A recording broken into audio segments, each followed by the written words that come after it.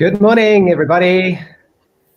Kia ora and welcome post-Easter weekend. I wonder if we all feel different or whether the days are kind of just muddling into one at the moment, which seems to be some of the mood out there. So good to have you. I am very excited about today's what's on today's show. We're going to pack it full of lots of interesting things. First up this morning, I'm going to have my health and performance coach, Luke, just going to come and share just a quick tip for us to help us shift the dial towards our own well-being. And then, of course, we are live with Crystallin, who is a phenomenal human being, and I'm excited about that chat. I thought before I just start quickly, we've been working a little bit over the weekend to just improve the functionality of our online learning platform. So a lot of you are already signed up there and we're talking to you on there. Some of you still haven't. But if you want professional development certificates for these Facebook Lives that we're doing, please go to the address on screen. $10 for the whole 10 sessions that we're doing. We'll cover it there. But what we're also doing is we're just figuring out a whole lot of extra functionality. So I'm going to quickly show you something. I can share my screen with you all. Just 1 second. Here we go. So this is the band of Talent LMS. You can see our Earl there. And this is all, these are all the broadcasts that we've done. And what we've done now is, if you click into one of ours, so Anthony was on last Friday. What an amazing chat that was. We've uploaded the video, but we've broken it down into short segments of questions. So, you know, Anthony Saman, what is our lived experience right now? How do we heal fractured relationships? How do we change our inner dialogue? Communication when it matters. All these are little segments from the video. So the whole thing, you can go and re-watch it on there. And then you can possibly use it with your team. If you want to share something with your team, you're like, man, there was a 5-minute clip. It was just brilliant. I want to share it with you. You can use that as you guys kind of get together. So we're doing that. We're about 3 broadcasts and it takes a little bit of time.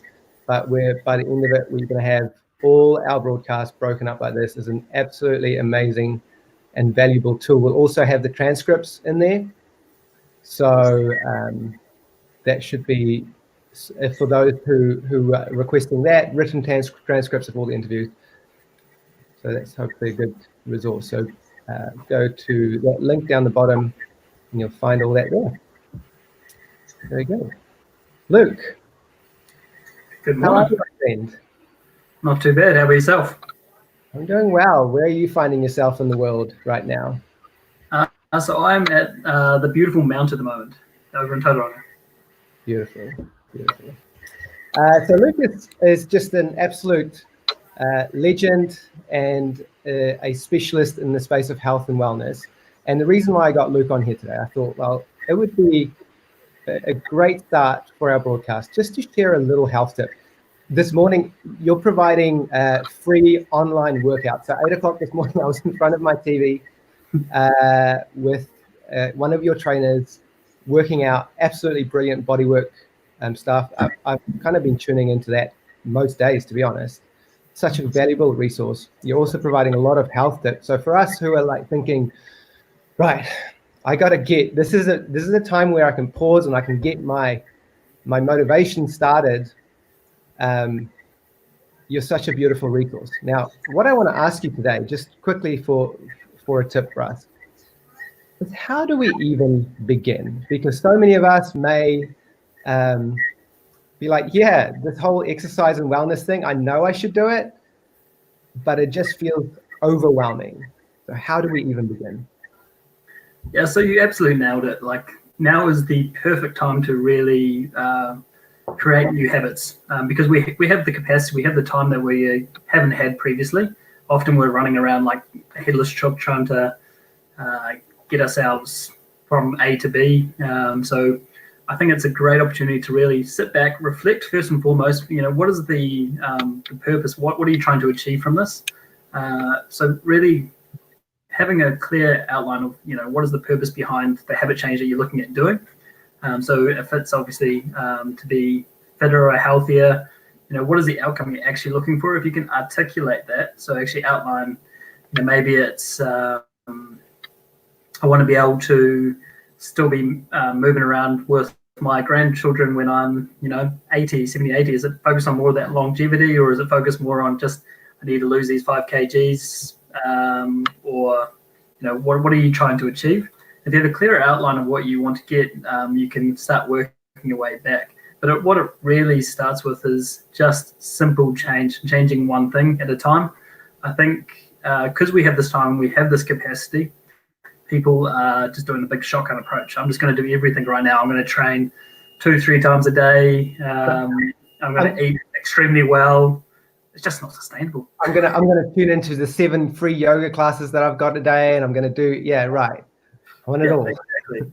Yeah, so everyone's like learning new things and just filling in their time, which is great. It's a great thing to be doing, but just keeping in mind it's not sustainable change. So at Tailored, we really focus on creating long-term sustainable change from which will really change life for the better, and it's just about incremental changes. Right. So connecting deeply to your emotional reason of why you want to change. I know that was definitely the beginning point in the change and transformation that I had with exercise, when I changed it from thinking about going to the gym, which I hate, to actually, hey, I would love to play again, and I'd love to be more functional with my body movement. And so learning how to do a handstand and learning how to do a backflip literally in the last 12 months, at least than that, has been transformative for me. So maybe connecting more with the emotional feeling.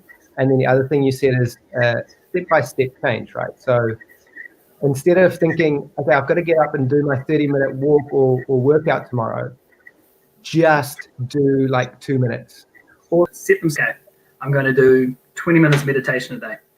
That ain't going to happen. You might get it for 2 weeks, but you're not going to be able to create a sustainable habit out of that, because that 20 minutes, as soon as we come out of isolation, you don't have that 20 minutes, is not sustainable.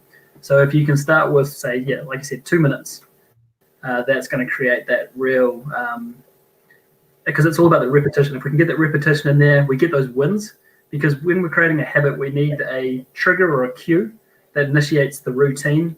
But the most important thing is we need to have a reward, and the reward is the achievement of doing that 2 minutes. If you do that 2 minutes over and over and over again, and you start to get this momentum, that's what's really going to move the dial and help you build on that habit. Brilliant. Thanks, buddy. Well, you can follow all the free stuff, free tips and workouts that Luke's and his team's doing at Tailored Health NZ on Facebook. Highly recommend it. Thank you for your time this morning, Luke. No worries. Legend, enjoy your homestay in the Mount, and we'll catch up again soon.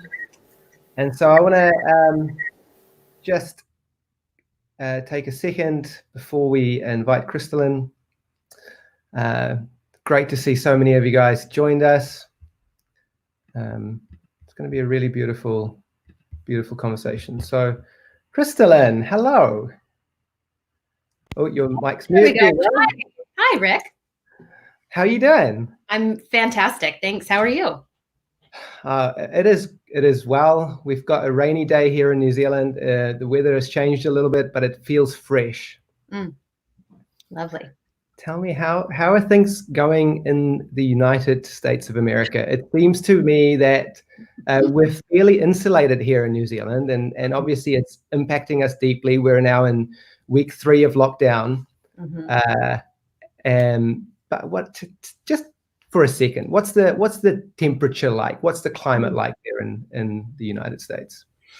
Well, I, like everybody else, exist in a little echo chamber of my own, social media, and all of the data that Google has on me is giving me stuff that is that's already known to me. So what I'm sort of gathering is that the United States did not handle it as well as it could have. And so we're seeing crises in some parts of the country, and then some parts, like where I am, we went to shelter in place really fast. And so we're not seeing the same kind of spike here. But I do keep seeing little news articles that are saying your leader has done a fantastic job. So way to go, New Zealand. That's good to know. And regardless of our political affiliation here, I think the reflection of what we can say here is that it was strong, it was decisive, and it was kind.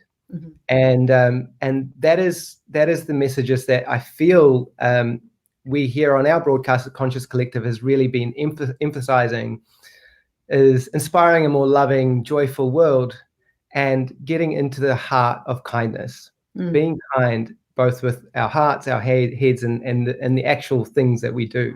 Mm-hmm. So I do personally feel fortunate to be in this part of the country. Crystallin, I met in February. Actually, I was over in the States in February, which now feels like, whoa, that was risky. But we were there before anyone knew what was going on. And it was probably one of the last hurrahs. And we met at, I was doing my certification in leadership coaching under an organization called the Flow Genome Project. Mm-hmm. Beautiful organization. And Crystallin was helping us facilitate conversations with each other to build emotional intimacy. And such an interesting exercise, because in my little, we called it boat groups, which is a group of 8. We were 8 men, so 8 males. I think the only group there that was only males. And among them, we had a big range. We were strangers coming together, a big range of backgrounds. We had everything from like ex-Navy SEAL and military to like commercial banking and business, corporate, in this echo chamber. And within 5 minutes of talking us through effective communication tools to build emotional intimacy, mm-hmm. we were like, when you gave me a compliment, I felt delighted, and I made it mean, or when you spoke so articulately, I felt some insecurity rise up, and I made that mean that what I have to contribute to the group is not as good as everyone else, or stuff like that. We were, and it was breaking down these masks of masculinity as well, mm-hmm. and opening our hearts. And within, honestly, 10, 15, 20 minutes of that exercise, we went from strangers to actually getting to know each other on a deeper level than what we could have imagined. So I thoroughly enjoyed that exercise. So just maybe for our viewers right now, give us a little bit of a background of what you do and how you've come to be so passionate about this. Okay, yeah. So let's see. Well, I first started doing the group work part of my sort of the spectrum of things that I do includes a lot of things. So I'm just going to kind of zero in on the group work because that's what we're talking about today. Right. So that started, it started a long time ago. My background is in Buddhist psychology. Both of my degrees are in Buddhist psychology. I trained as a psychologist and a psychotherapist.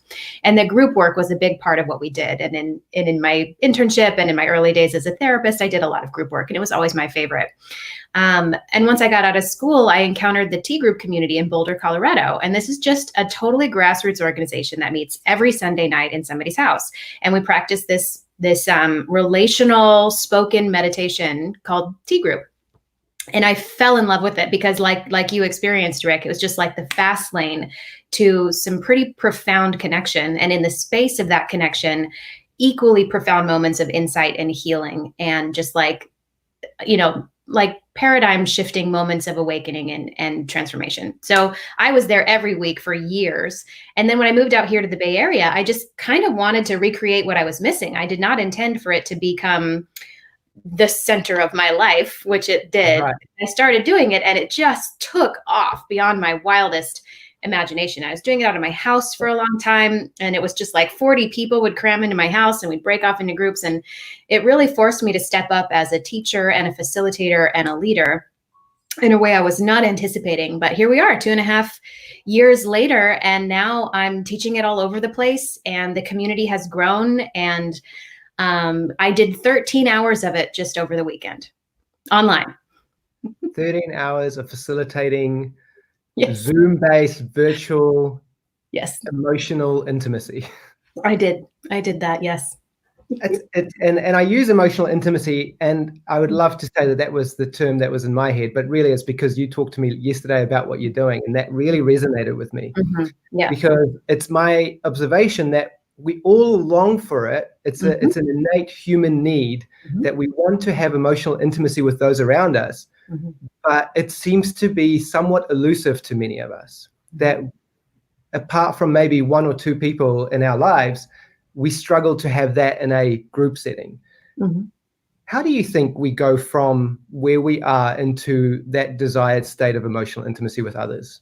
Well, I think one of the first things to break down for folks is intimacy has a lot of meaning ascribed to it already. And when we say intimacy, it really kind of conjures up images of like romance or like best friends and like people who know all your secrets, intimacy, that kind of association. So let's strip all of those associations and just think of intimacy as just, emotional connection, but on a pretty deep level. Like, when we can connect from the truth of my humanity directly to the truth of yours, right? So we're stripping away masks and we're stripping away like any kind of performance and figuring out how to just be real human beings. Like as Jamie Wheel of Flow Genome Project would say, homegrown humans. How can we just be homegrown humans together?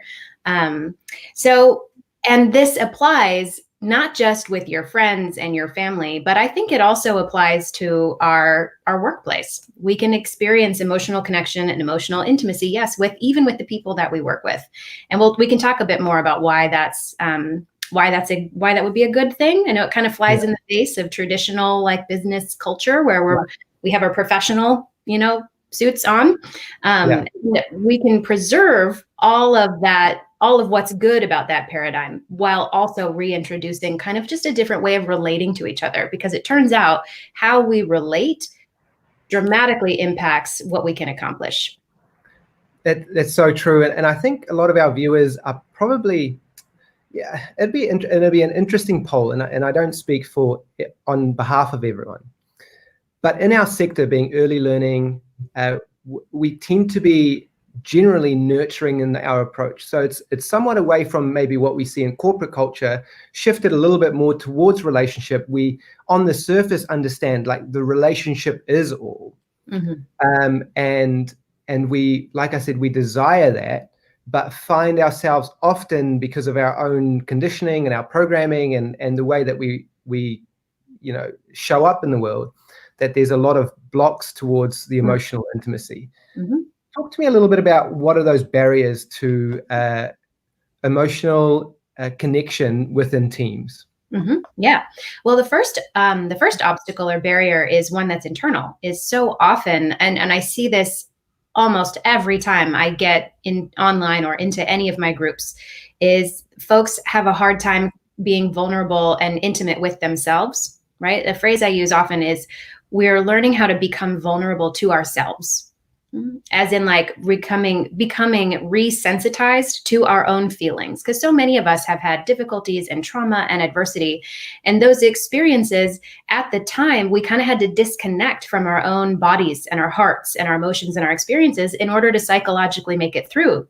Right.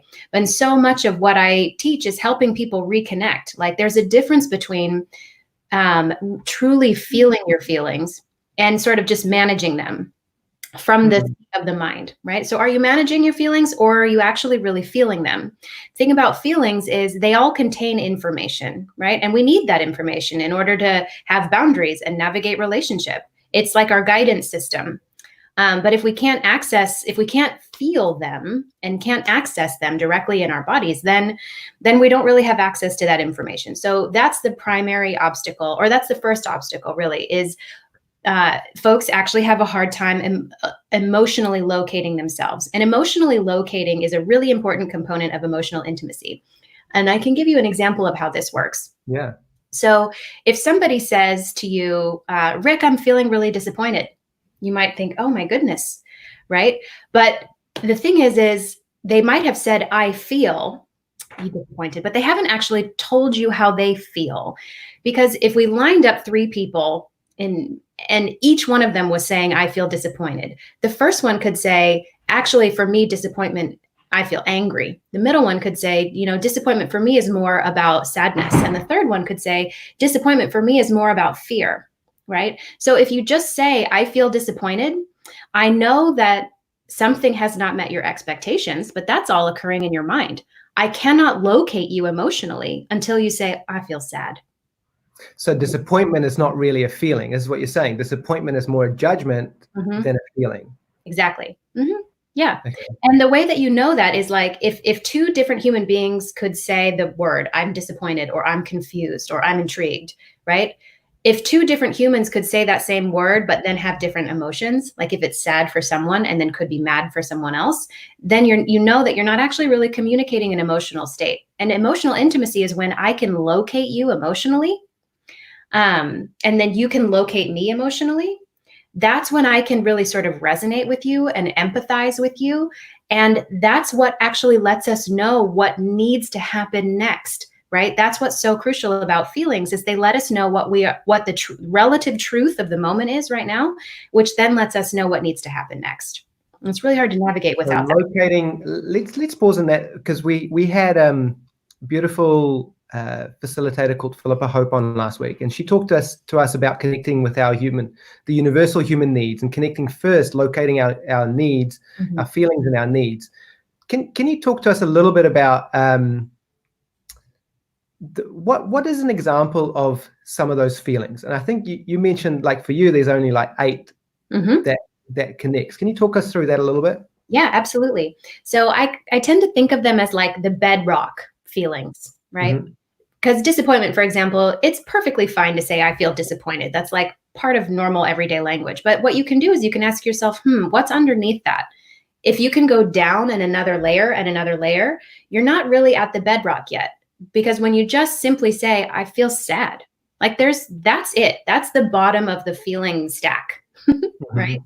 And so the bedrock feelings is, for me, and there's different people who think of this in different ways, and there's some shades of gray, but the way I have people practice is there's happiness, longing, surprise, love, right? Those are kind of on the pleasant spectrum: happiness, longing, surprise, and love. And then there's also sadness, fear, anger, and disgust. Okay. Yeah. And so what's the process? I'm just thinking through, like, I've just been triggered, or there's an emotion in me, and I'm trying to locate it, like you said, emotionally locate myself. Would you, how do you start with that? Would you just kind of have these feelings as at the front of your mind and go, okay, this probably connects the most with that one? Well, what I would say is that, and what I see over and over again in my groups, is that in the moment of having the experience, and especially if it's kind of a triggering experience, people have a remarkably challenging time locating themselves. I'll say, that kind of looks like sad, or that is that anger? Like, I'll kind of prompt people a little bit and they'll go, and you notice what I just said? Right. They go up into their minds to see because what their brain wants to do, it wants to be helpful. It wants to say, okay, if X, Y, and Z, then I'm likely to feel A, right? But this is a deductive process based on prior learning. And so when people do that, I ask them, okay, but what is the feeling of that? They go like this. I say, no, try farther down, right? What's happening down here? It's remarkably hard for people to get to the point where they can say, yeah, I'm angry. Yeah. And so then in the group, the next step for in the practice that I teach is to access the information inside that emotion by saying, if the anger could speak, it would say. Right. And now, I don't know if I would necessarily recommend doing this with your boss. Like, this is very much in the context of a relational practice. It's like, but even for yourself, like, I find that's a remarkably important or powerful practice, is if my feeling could speak, if my anger, if my sadness or my joy can speak, what would it say? Exactly. Then you're able to, and I'm sure this is what you teach, is to go from feeling from heart through to head, right? Like, instead of going head to heart, you're reversing that process of communicating. Exactly. Yep. Yep. So, okay, sorry, I interrupted. So if my anger could speak, or if my if my anger could speak, it would say. And then what I also teach in my groups is, there would be a way to complete that sentence. And some people do try this little cheat. They say, okay, feel angry. If that anger could speak, it would say, you're just like being really rude and projecting all of your, right? So if they go, you, they're up in their heads, right? So there's some nuance and there's some skill to be able to speak from that vulnerable place. Okay, I feel anger. If the anger could speak, it would say, I really don't like when you do that. That feels really bad to me. Do you see how that's like so much more about me and my boundary and where I'm at? And if we can learn, and this is it's a little bit similar actually to the way that little kids speak, They're very direct and honest about what they feel in the moment. And there's a way that like we can take that directness and the simplicity of how children speak, but then combine it with the adult capacity to self-regulate. And then what you get is some really sort of skillful, honest, and extremely useful feedback and information for navigating relationship.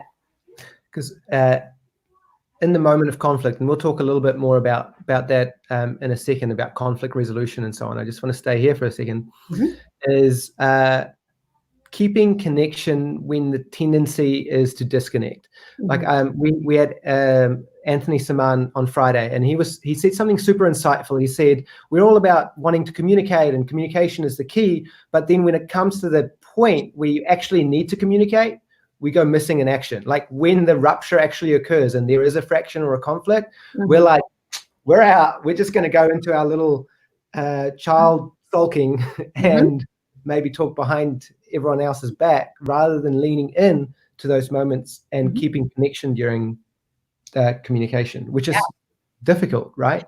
Yeah. And, my thought about moments like that, it's similar in the groups that I run. It's similar to the moment where people kind of start to get bored and check out. What I find in those moments, and it's the same in moments where we just don't want to show up, right? That's the same thing. It's like, there's a moment I don't want to show up for. So often what's happening there is I'm having a feeling that I don't believe I have permission to say. So I want to check out. And it's surprisingly hard. I watch people struggle every day to get something as simple as, I feel angry, out of their mouths, Man, that is the wrapping of shame or judgment on ourselves. Like, I should be better than this. I should be an adult about it. Just get on with my life. This shouldn't bother me. Shouldn't. Like, instead of locating yourself and accepting the feelings that you're feeling. Yeah. And I don't include shame on my list because shame for me is a version of disgust. It's a version of disgust towards yourself, right? And that's one of the most unpleasant. That's the one that gets the least airtime. People rarely say disgust in my groups, and then when they do, it's like, oh my goodness! But then that's an interesting reframe. I think shame we can relate to, but what you're saying is that it's almost a judgment, where the feeling that's connected to shame is disgust, and that's ringing home to me. Like, oh wow, I'm disgusted with myself. Do I really like that? Or maybe I do accept it and just allow that information to be. Right. Brene Brown, her definition of shame is the painful feeling or belief that you are flawed and therefore unworthy of love and belonging. But notice that she says it's the really painful belief, right? And where do beliefs live? So how does shame actually hit you here? It hits here as disgust.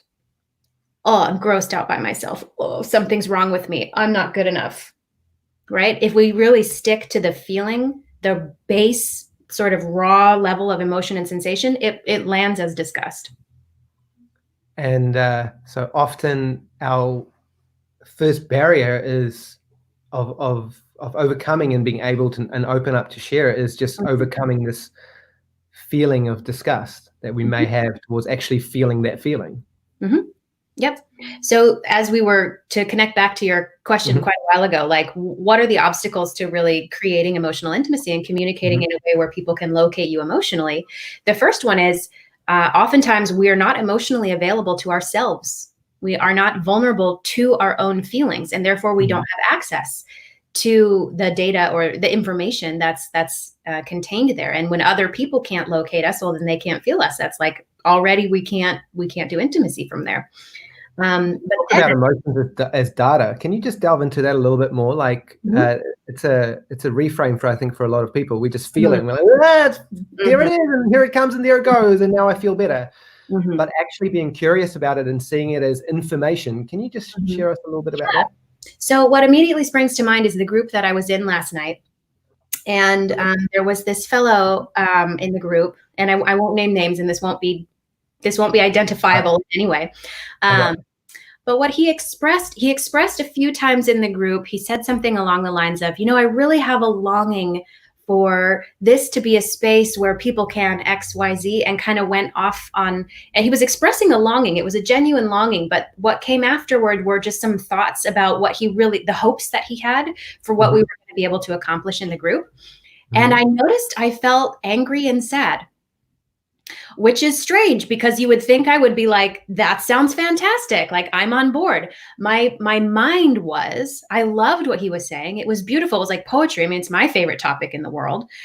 And so I felt angry and sad, and I had to be honest about that. So I said, I'm surprised by this, but I feel angry and sad. The anger says, why are you more interested in your thoughts than in me? And the sadness says, I really wish you would pay attention to me instead of your thoughts. Right? And so I didn't realize that my being was responding, like he was kind of wrapped up in his thoughts about what could be. You see what I'm saying? That means he was already projecting a future instead of being present with what is. Instead of being present with me. And if I, like so many folks, and myself included, live mostly in our heads, my head was just like, oh, I'm really jiving on what you're saying. Of course I want it to be. And then I would have interesting intellectual conversation. But my feelings told me that when he went into this kind of discussion-y space, I felt less connected. I felt him leave, because he did leave. His attention left. And because I had some sensitivity to my own feelings, something in me went, I wish you were actually with me. And then, so there was sad, and then there was anger, which was like, no, come back, So there's an example. And if we were to try and do a little bit of a practical here with the audience, because you just reminded me of, again, what you facilitated so well in our time together, which is locating your feelings right now. Yes. Like, as me and you, as we are exchanging, there are feelings that are inside my body, right, that I'm feeling, and verbalizing that to each other, or even just the audience connecting in with what they're feeling. What might that look like? If we were going to just do that right now, you and me? Well, I mean, that I feel terror.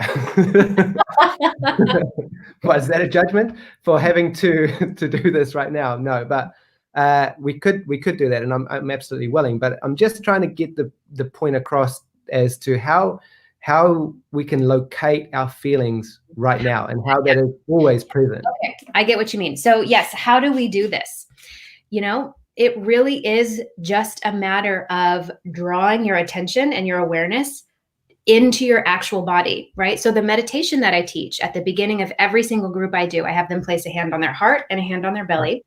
I'm okay to do that now. Are you able to do that? I'll guide you through it for a moment. Okay, so one hand on your heart, one hand on your belly. Go ahead and close your eyes. And you can just put gentle pressure on your chest and your belly through your hands. And then also use your breathing, right? So between your hands and your breathing, you're going to be creating really noticeable sensations in your chest and in your belly. And so for the span of this meditation, let your mind relax. It doesn't need to understand or label anything. So just for a moment, let your mind go down into your chest and belly and simply connect with the raw sensation and emotion that's there right now. And we're coming with the gentle, open-ended question, what do I feel right now? And without rushing to answer it, we're just going to stay present with what we feel. But we're coming from that question, what do I feel right now? Continuing to just breathe and feel your hands.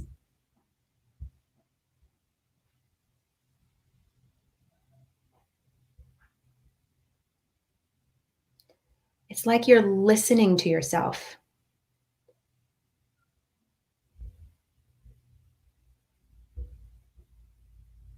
The heart and the body move a lot slower than the mind, so they need us to listen a little longer than we might be used to.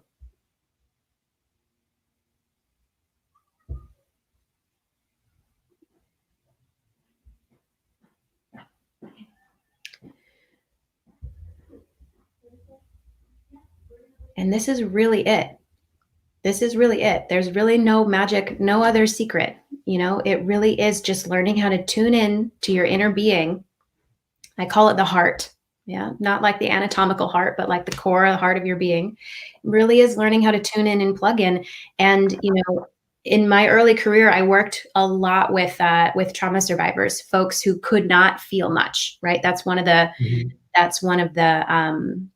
symptoms of post-traumatic stress, is that, you know, there's just a disconnect between body and mind.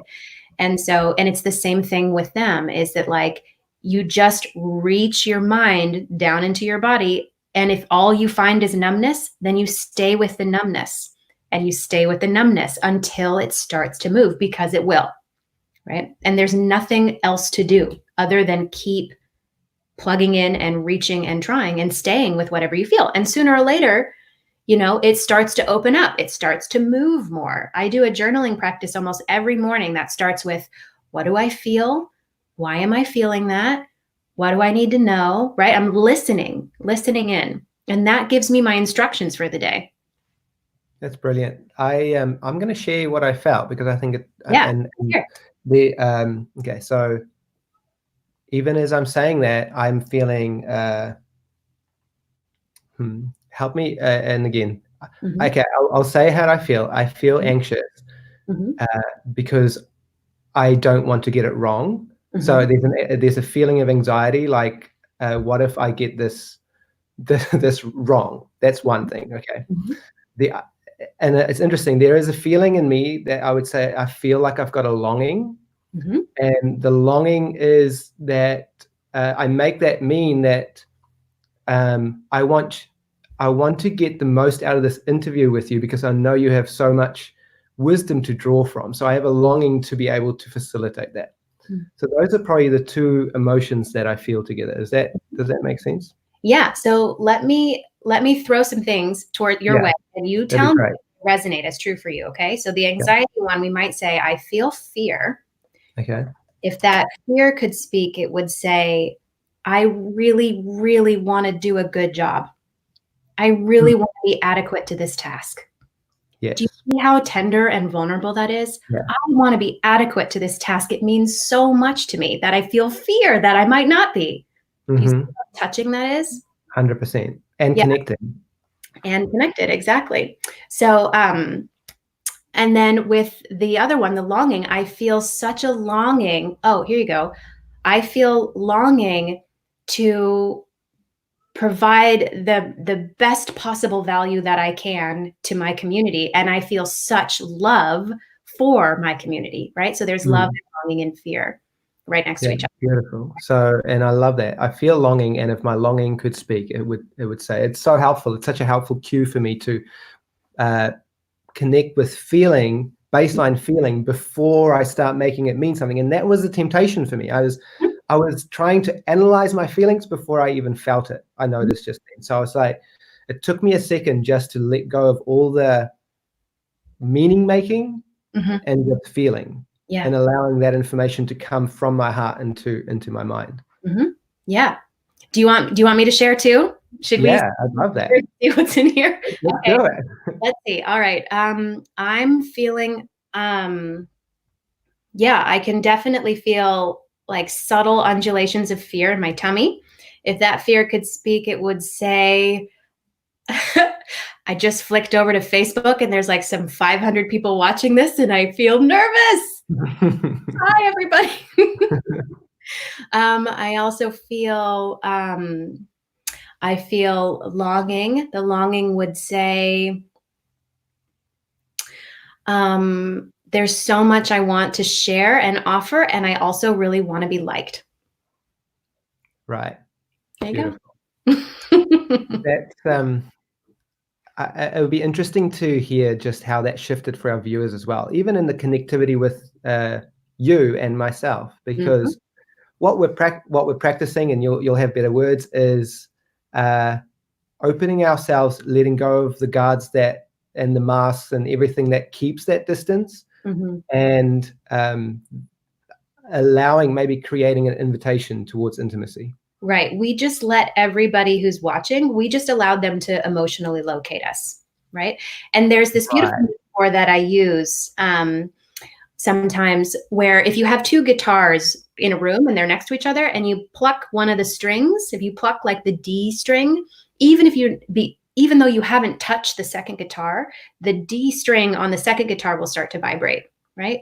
So when I speak what I call the deepest truth of the heart, when I speak it, it's like I've plucked the D string of my heart by speaking it, and it can't help but resonate over in you. Right. So now, and that's empathy. Right. Yeah. And that feels like connection. That is beautiful. That is empathy, and it feels like connection. And that is us allowing ourselves, our deepest part of our own humanity, to be seen and felt by those. And it's interesting because I think it is a felt experience. It is a feeling of connection that we get that lures us in. Like the words are something, but it's actually the opening of the heart and the resonance that come from that, like what you were talking about with the D string. Yeah. That then allows everyone to start to feel safe enough because I can locate who you are. You're not hiding anything from me. And it brings me back to, and we're going to move on. I mean, like I said to you before, and I think we can talk for hours, and let's see how this goes. But move on to a little bit of team, creating cohesion in your team, because cohesion or resonance. So how do I go from me and you having this conversation and this moment of intimacy to actually now having that resonance of the D string vibrate across the whole team? Right. Okay. So I wrote an article once called the vulnerability of work. Right. And so what I talked about in that article is that work, wherever we are, is whatever we're doing, it's an inherently vulnerable experience. We routinely face challenges and obstacles that are brand new. And we routinely have to collaborate with people we didn't choose and might not understand, right? And we are under constant pressure to perform. And most people are feeling like, resources are sometimes kind of not all the way adequate, or sometimes even scarce, right? So 100%, that's just a normal chat. Something is not good enough. We don't have enough teachers on the floor. We don't have the right resources to teach the children. I mean, that's just constant. Exactly. And so and I could go on and on about the inherent vulnerabilities of work, right? And I did so in the article. And so what the sort of the bridge from our prior conversation into team building and culture is when we can acknowledge that we are all in a really vulnerable experience, and we can be open about that. We can be open about our fear. We can be open about our anger. We can be open about our longing. And we can be open about the moments where maybe we feel disgust with the system we're a part of, or maybe with ourselves and our own inadequacy, right? In professional context, there is so often this requirement that we pretend like we have it all together. Nobody does. We are all figuring Nobody does, right? And when we can be honest about that and open about that, then we're having emotional intimacy. We're saying, hey, this is hard. Hey, I routinely feel inadequate. I feel scared. Now I feel longing and excitement and love and joy, right? What if we could bring the fullness of our humanity? What if emotionality wasn't opposed to professionalism? What Beautiful. And so if we, and giving ourselves permission to feel absolute longing and excitement day one, or even in the different hours of the day, and also while at the same time, an hour from now, feeling disgust, and making that all part of the plethora of the human experience and allowing all of that to exist in our workplace. Exactly. And this is the cornerstone of what's called psychological safety, right? And this is really the bedrock foundation of organizational health and culture and any strong team. This is the number one most crucial thing to have. Okay. And that is coming from Project Aristotle. Google did a massive study of their work teams because they wanted to figure out what was the secret sauce of the teams that just consistently performed well above average. So they did all these analyses and they tried to figure out what they had in common. And for so long, they couldn't figure it out because it wasn't leadership style. It wasn't how they ran their meetings. It wasn't how they did project management. They were just across the board.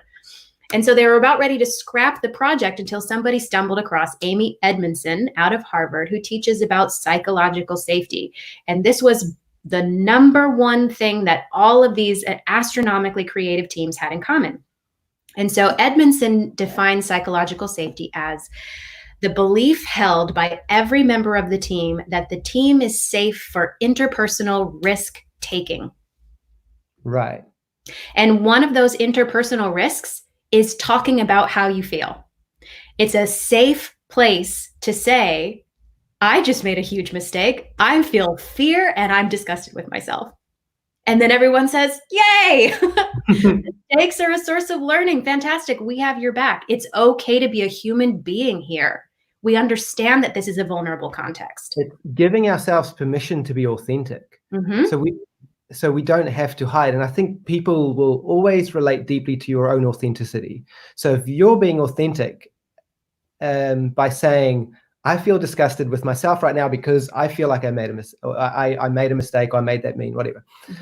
Then you're actually, I don't know, there's a resonance. People are like, oh, you're not hiding, you're not pretending, right? And now I can connect with you. And also, and what you said before is, we need to give ourselves permission to have those feelings, have the plethora of feelings in the workplace. Make it okay for us all to bring that up to the surface, because the number one thing that blocks us from actually engaging in this emotional intimacy is the fact that we think that we're not allowed to have these feelings. You got it. So it's absolutely massive. Carry on.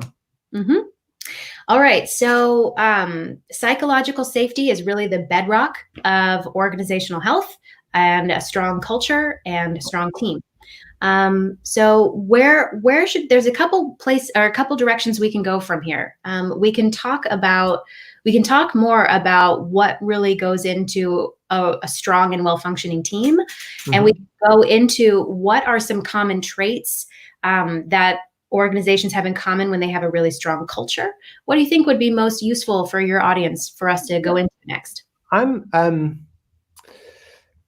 I'd like to hear from everyone, actually. If you just give us a little bit of a comment in the comment section. If you have some questions, I think it's a good time to start just interacting anyway. And I've got lots as well. Bringing it back to early childhood as well, for me, we have a really big emphasis on learning through play, right?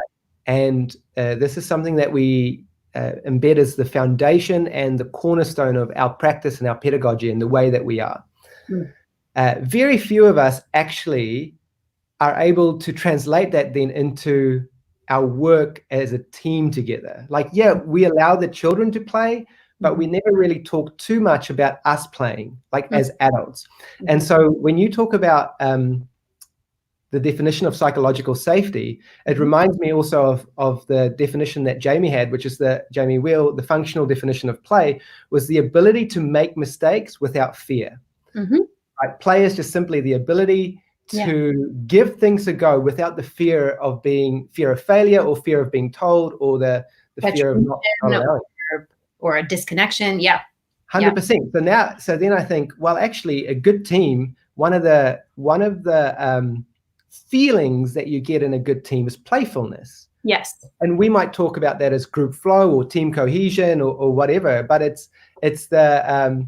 almost feels like going to your mate's house and having a good play on the outdoor play equipment and coming back. It's like, and no longer are we moving from the drudgery of 9 to 5 work, but it's actually coming to work so we can play and give things a go and learn and dance with the team, and sing our authentic song with the children, rather than like a thing that we have to get through. Does that resonate? Totally. Yeah. And it reminds me of how people who are part of like some of the best, strongest cultures in the world, there's a word that they use to describe their team, and it crops up across industries. And it's not tribe, it's not team, it's family. Right. This is the word that people use to describe what it feels like to be part of some of the most world-class, the strongest, most robust cultures. People call it family. And there's a reason for that, right? Because it feels like home. It feels like what is home? It's a place where you can be who you are. It's a place where you have permission where you don't have to perform to be something, but you have permission to be the authentic you. Exactly. I have a good question here from Una. How do you make a change from our current culture, whatever that may be, to one of psychological safety? Where do we start? That's a great question. My bias is that it really needs to start with leadership. Yeah. And because if we don't have strong leadership about this stuff, it's going to be quite a bit more difficult, right? So I work with leaders to, when I'm working one-on-one with leaders, one thing I'm telling them, this is a real behind the scenes, is I tell them that the team that they create, the interpersonal environment that they're creating, either intentionally or unintentionally, is a reflection of their own mind. The space you create, the outer space that you create, is a reflection of the inner space that you inhabit all the time, right? So when I'm working with leaders, I'm working on helping them become more conscious and intentional. I'm like, you are creating a context. You're creating a container, an environment. And something that we know about human beings is, as much as we might not like to admit this, our behavior is extremely context dependent. So if you want certain behaviors, and if you want people to be having a certain set of experiences and thoughts and responses, you can draw that out of them if you create the right context. Right. So I am teaching leaders how to be culture architects. I really want them to think of it as an invisible structure that holds people. And each of the beams of this invisible structure are beliefs and values and norms. And all of that has to be embodied through and through in the leader, or else that creates a dissonance. What you're saying is different from how you're being, and that does not work. That actually winds up creating the opposite effect. Now we're not safe because you're kind of lying. Right? I mean, I can't connect to your humanity, your authenticity. So now now there's a distance between. So if we reframe that as that we are all leaders, essentially turning up to work, like if we take that back to personal responsibility, that step one potentially for everyone turning up to work is to start to reframe the internal world and realize that whatever is going on in here is the container that you're going to start to bring out here. So, and then I think the other interesting thing is possibly together as a team to get together and start to discuss what you give yourself permission for. I saw Brené Brown does this in Daring to Lead. She has permission slips. Like, let's create some permission slips that I give permission for you to have the full range of feelings here, right, or something like that. What do you think of that? Yeah, I think that's great. And I mean, if we're on the topic of, if you're not in that leadership position, there's still so much you can do. And so the first thing that comes to my mind is the work of Carol Dweck. She's at Stanford, and she created this really amazing framework of the fixed mindset versus the growth mindset.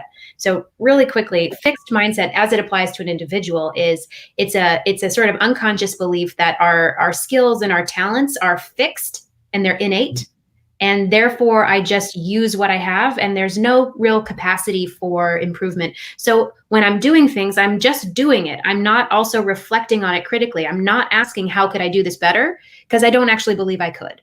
right? That's the fixed mindset versus the growth mindset sees all skills, all talents, all abilities, just about everything as something that can be cultivated, right? Something that can be practiced and mastered. And this seems so basic, but that really shifts you into, I'm not just doing my job. I'm not just doing what I'm here to do. There's some part of my mind that is watching me do it, that is observing it, that is relating to it as an experiment, right? So this is another paradigm shift that I work with both leaders and teams on, because we want a collective growth mindset. We want to frame it as not we're doing this, but we're running this experiment. Right. To achieve a result, yes, but also to learn about the process of doing it and how can we get better at it, right? And now so, it becomes an adventure as well, right? What's that? Now it becomes an adventure as well. It's like an adventure. Mm-hmm. Yes, and potentially it can even become a joyous adventure of discovery. Why not? Why not? Yeah. If we can create that kind of interpersonal vibe, if we can create that kind of relational environment, then we're on an adventure together. Totally. We have all these ups and downs, but this is what bonds people together, the feeling of being on an adventure or being on a journey where we're all going to grow and transform. That's when we feel like we're part of that family, right? Do you just talk to me a little? Psychological safety and the idea of trust comes up a lot as like the foundations for good teams. Talk to me a little bit about how we build trust in a team. Yeah. I mean, I feel like a lot of what we've talked about today is so relevant to that, but is there some other ideas that you have? Yeah. Well, let's see. Trust really is foundational, and it's linked to psychological safety, and it's linked to vulnerability, right? People are, when we're in an environment that is characterized by psychological safety, we develop an inherent kind of trust that says, and trust simply says, it is okay to be a human being here. There are certain vulnerabilities that are unavoidable if you're a human being, right? There are certain vulnerabilities that we can't not have, right? And so if I'm in an environment that is already antagonistic to the vulnerabilities I can't not have, I cannot feel trust, right? If I'm in an environment that acknowledges certain vulnerabilities are inherent in being human and that's okay, then I can relax and trust will flow from that. And then also it comes from vulnerability. It comes from being willing to acknowledge that I made a mistake, acknowledge that I don't know something, right? I don't know. You know better than me, right? It's communications like that that really start to build trust of like, then we see each other being human openly. That just like creates a feedback loop of just increasing levels of trust. Got a question here. How to connect with colleagues of different beliefs? Is it accepting and respecting them as is the solution for building trust in relationships? Well, this is kind of what the meat we were wanting to get into, right? Was differences, conflict, trigger, or reactivity, defensiveness, but that all comes down to differences. All of that comes down to how do we relate to our differences, whether that's beliefs, perspectives, values, differences of beliefs is what so just coming back, like you said, it's the meat, and we've still got probably another 10 minutes or so together. So let's see if this is just a snack or a main meal, but let's give it a go, right? The idea of conflict scares us. The idea of conflict resolution, I like so many people, the amount of staff I've interviewed who said, yes, conflict I kind of shy away from. I try and avoid if they were honest with me. So can we delve into that a little bit, conflict resolution? Yeah, and this is one of my favorite things because it is one of the most difficult passages relationally. But it also has some of the most promise, right? Risk and reward has highest risk, but some of the highest rewards as well. And another metaphor that I shared with you earlier, Rick, that I really like to use is that Japanese sort of process where if you break a vase, you fix it with like golden glue, and then it has these golden veins that make it even more beautiful afterwards than it was before. So that's a metaphor that I like to hold for conflict resolution, is that it's not like something has gone wrong and we just need to fix it in order to return to how we were before. Conflict is the emerging or the erupting of a difference between us, right? And so if we can skillfully navigate and negotiate that process, then we can come out on the other end connected but differentiated, right? We don't have to be the same in order to be connected, but we do struggle to be different and connected. But if we can figure out how to do that, that is gold, right? That is how we can all preserve our unique humanity and stay in relationship with each other. And so I'd say the first thing I want to point out about this process is that in most cultures, at least ones that I've had direct experience with, there's this unspoken assumption that whenever conflict arises, there's going to be someone who's right and someone who's wrong. There's going to be a winner and there's going to be a loser. And there's inherently going to be a battle, and a victor is going to emerge. And then we will go with the victor, because whoever wins that battle, that's like proof of the rightness of that view. And I see it over and over again in the groups that I lead, like conflict comes up and all of a sudden it's like, who's it going to be? Who's going to win? It's an either or paradigm. And then in order to win, we of course start recruiting all our armies, right? So we've got to get, you want to be on my side, I'll tell you why. And then you want to be on my side. And hopefully if I can get 10 out of the 12 on my side, then that person stands no chance and they're going to have to submit. Right. Completely relate. Yeah. So the assumption that I see people make immediately without even realizing that they've made it is that these two things are mutually exclusive. They cannot coexist, right? But that is actually a false assumption. And so the first thing that I do when I'm working with conflict and mediating conflict is I make the space bigger.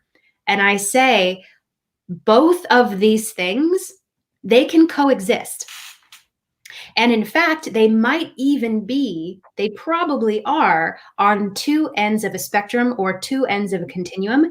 And if we can preserve them both and bring them into dialogue with each other, if we can figure out how to tolerate the creative tension of that, then we can, like, kind of in the friction, create sparks and give birth to an idea that sort of transcends but includes all of these components and is bigger and better and more inclusive than any one person could have discovered by themselves, right? So this is a paradigm of both and, right? We actually, there is enough space for both of these differences to coexist. Nobody's right, nobody's wrong. Reality is a big enough place to hold lots of paradoxes, actually. And we'll come up with much better solutions and ideas if we can incorporate them all. There's a model that we've been taught as well as part of the Flow Genome Project that around conflict resolution that resonates so deeply with me, and even in my partnership here with my my significant other, I really try and have a paradigm shift, so I view the world like this. And it's called the 30 30 30 10, right? Just numbers, 30 30 30 10. And what I'm going to do is when I come into a conflict space, I am going to assume that I only hold 30% of the knowledge. So I have 30% of the rightness in whatever the truth is or whatever the situation is. I'm also going to assume that 30% of the rightness is with you, that you hold 30% of the information. And then together, I'm going to believe that the additional 30% comes through us. It's knowledge that exists apart, but when we bring it together, we get to almost complete the picture, and we get an additional 30% of knowledge that we didn't really kind of have ourselves. And then it leaves a little bit of a 10%, and that 10% is the magic. It's knowledge that that you and I didn't even think of before this conflict and this resolution. It's the gold that holds together the vase. And that 10% comes when we have worked through the process together, holding our truth slightly and coming up with a solution. Yep. So that was step one. Make space for differences, hold creative tensions. Yes, exactly. Tell me then, can you give us some cues in how to approach the situation? Like some of our, there's a lot of comments on here that kind of talks about okay, yeah, good, but how do you work with this is quite classic. How do you work with the teams? Because they don't think like that. They don't have a growth mindset. They've got a fixed mindset. Mm-hmm. And so how do I work with a team that's not on the same page as me, basically? Like, so how do we do that? Well, it's hard to know what to say without the specifics. So Right. So that's where happily, offering folks time to chat with us, offer right. if they want. And that could be a great segue. But I think what I would say is, it really, okay, if it was me, what I would do is I would take some calculated risks by just naming what I was seeing, right? And inviting dialogue about how things could be shifted, right? Even if you're not in a position of leadership, if what you're speaking is the truth and you have some viable suggestions, you can still be an agent of culture change. But then again, it just really depends on your team. And if you're coming up against people who are not open to this, I'm not sure what to say. I want to challenge myself and our audience is that most likely those people who you're finding resistance against are probably sitting on the other side of the table, and they feeling the same resistance from you. I'm not saying this is the same always, but there tends to be the way I see the world is the way that the world sees me, right?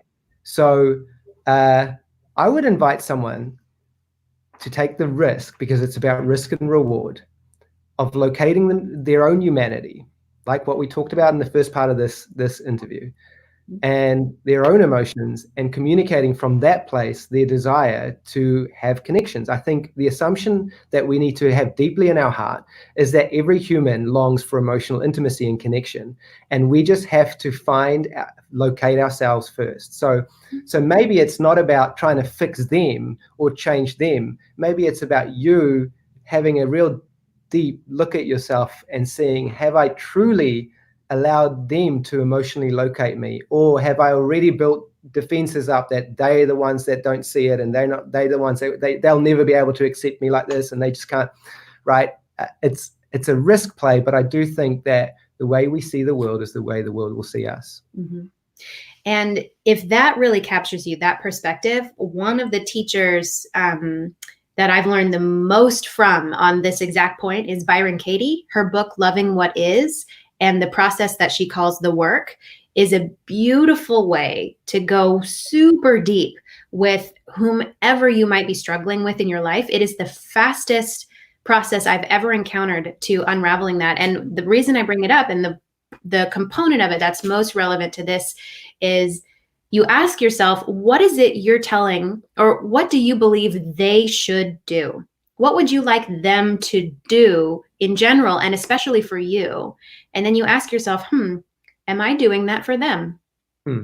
What if I just did what I want them to do for me or in general?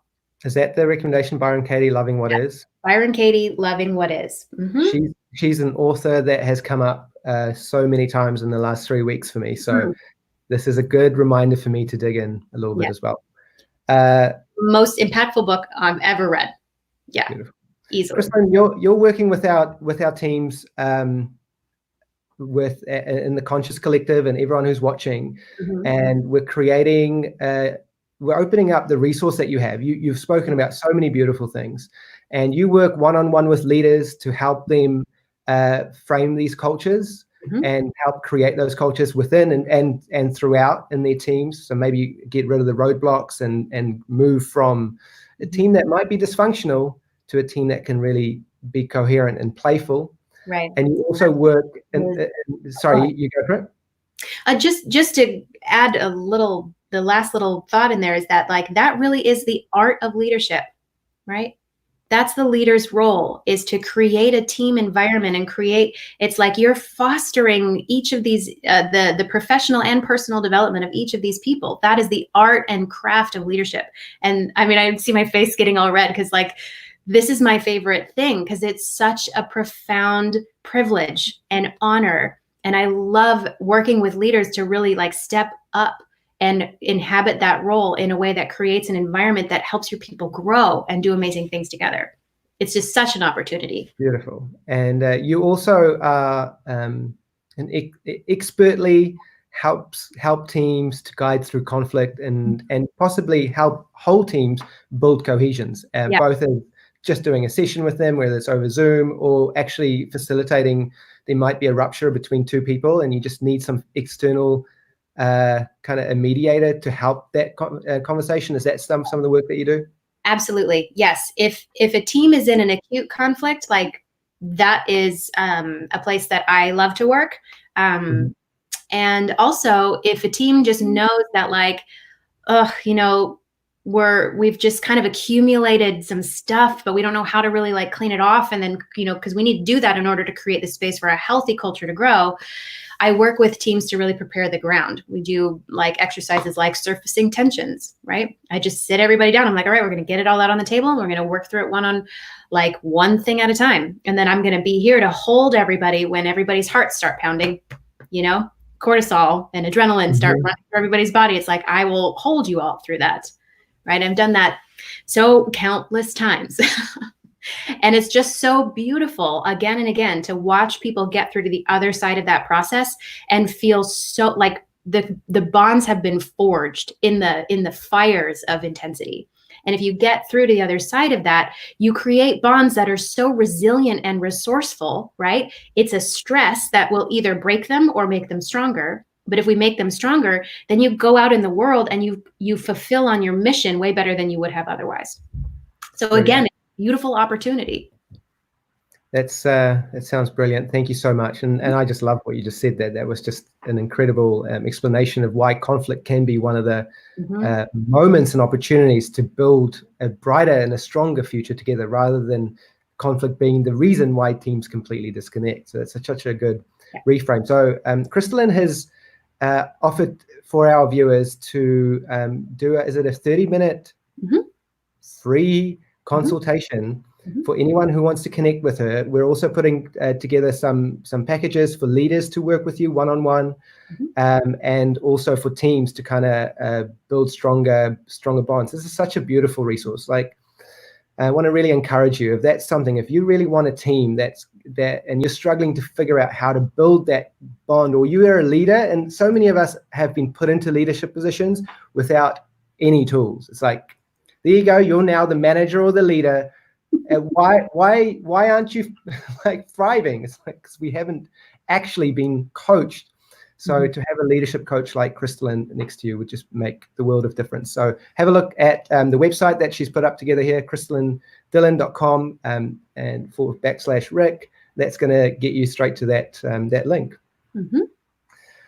Thank you so much for your time. I really appreciate it, Crystallin. So nice to connect to you again. Absolute joy. Our audience loved it. This was so much fun. It was really good to connect with you again. Good. And we'll catch up again later. Sounds good. Lucky to everybody. I hope you had a wonderful time, enjoyed the broadcast, and stay safe.